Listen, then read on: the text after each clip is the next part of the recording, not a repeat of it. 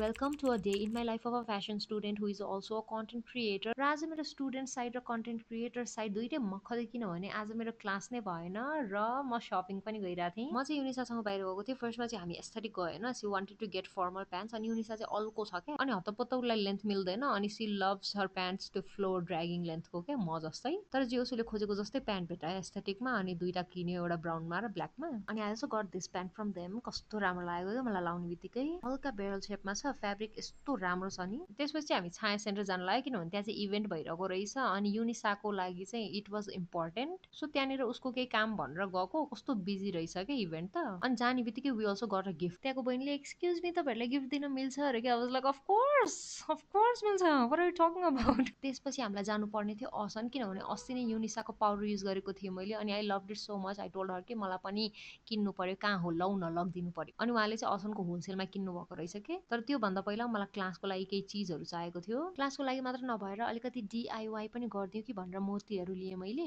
त्यसपछि हामी फेब्रिक लिनको लागि गयो होइन अनि आई वेन्ट टु याजमिन। यस्तो गर्मी थियो यो दिन होइन। त्यो एडहरूमा देखाउँथ्यो नि पहिला पहिला सूर्यले पाइप राखेर माथिबाट चुसेको जुस जति त्यस्तै भए जस्तो फिल भइरहेको थियो कि मलाई त। याजमिनमा पुग्ने बेलासम्म मलाई त रिङ्गाटा लागेर छिटो फेब्रिक किनेर लस्सी खानु गयो कि cause I thought I would faint. Nepal आएपछि एकदमै कमजोरी टाइपको फिल भइरहेको छ क्या मलाई। जापानमा योभन्दा बढी गर्मीमा नि कस्तो कस्तो काम गरियो होइन तर गर्मी भएकै रिजनले रिङ्गाटा लागेर ढलुला जस्तो चाहिँ कहिले भएन कि फेरि। तर नेपाल आएपछि डुल्दा पनि रिङ्गाटा लाग्छ। त्यसपछि वी वेन्ट असनमा भएको होलसेल यो इयरस्पोनको पाउडर किन्नको लागि। त्यताको काम सबै सिध्याएर वी डिसाइडेड टु गो स्वयम्भूको डाँडा काँडा हरियाली। यो साइड चाहिँ म कहिले पनि गएको थिएन अनि आई लाइक नो आइडिया यस्तो राम्रो भ्यू देख्छ यतातिरबाट भनेर।